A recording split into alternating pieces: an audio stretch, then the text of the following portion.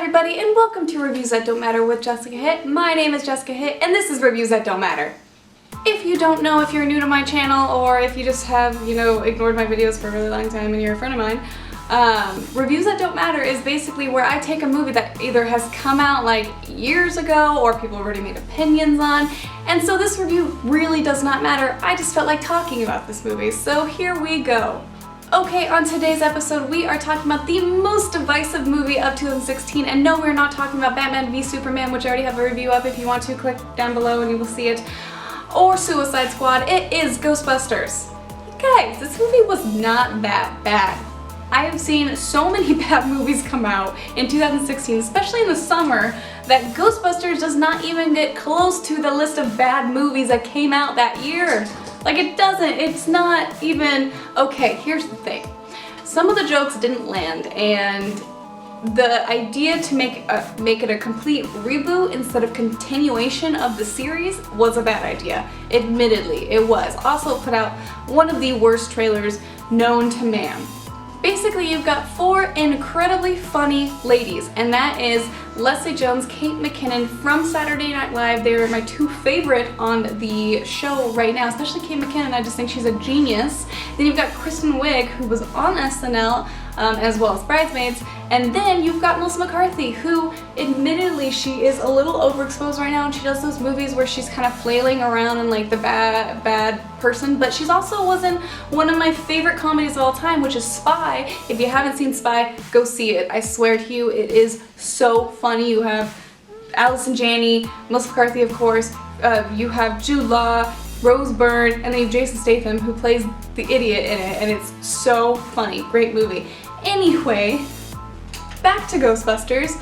I thought the chemistry between those four was actually pretty good, and I would like to see another movie, but just it has to have a bit of a better like plot in a way, because the two things that bugged me about the movie was the villain didn't work out for me. I thought he was just kind of a loser in a way. Like, really, you were bullied your entire life, so you're gonna go and try to kill everyone because every single person is a bully in this world? No, they're not. You're just being a little bit of a pussy.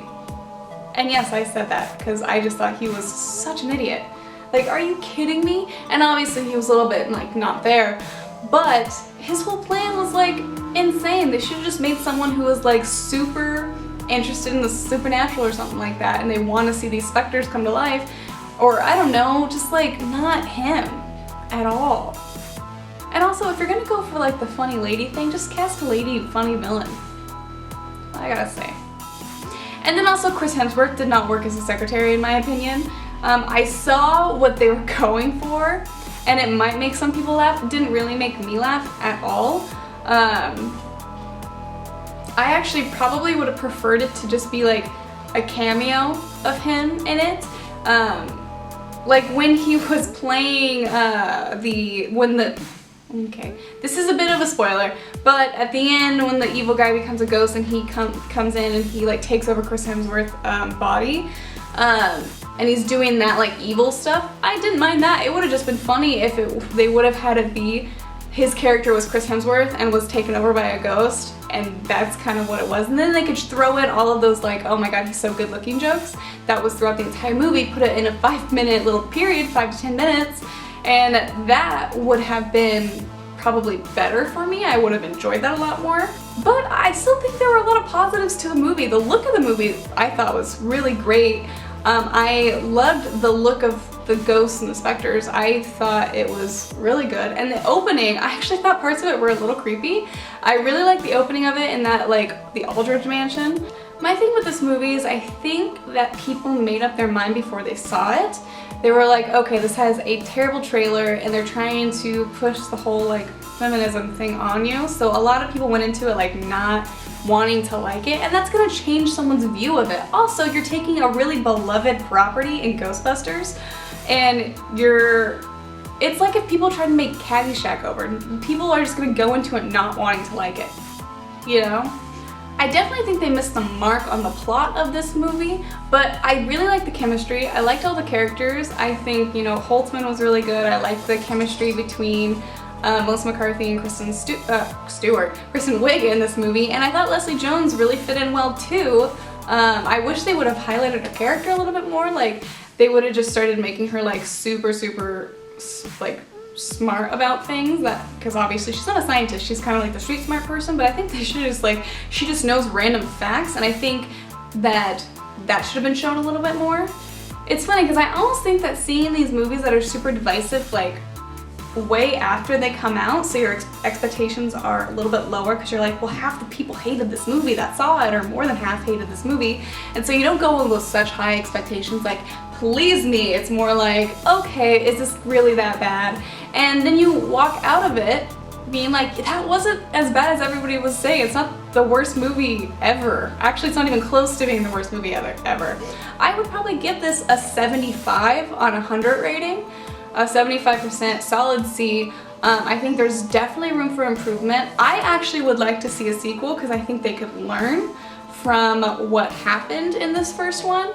Because like I said, the chemistry with the characters did not bug me at all. It was just the villain, and then Chris Hemsworth needs to go. Like, they probably should just like kill him off in the first like 5 minutes of the next one.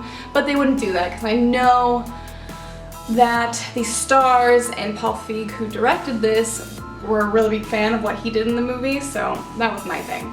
Anyway, tell me what you guys thought about Ghostbusters. I know a lot of you guys hated it, so you could either rip it to shreds, or you can praise it, or you can be like, yeah, it was okay, but it wasn't like as terrible as people were saying, or good as people were saying. Whatever you guys want to do, comment down below. Also, like the video if you liked it. If you didn't like it, then just, you know, click away, I guess. Also, subscribe if you haven't already. I make videos Monday through Friday, or I try to make videos Monday through Friday. Next week, we're doing a huge little spoiler thing all week on Series of Unfortunate Events. I gave you guys enough time to watch it because I watched it in a day, and I'm like, most people haven't seen it yet, so I'll hold off a little bit, but that's gonna be fun. So tune in on Monday. I will be here, and I look forward to it. Bye.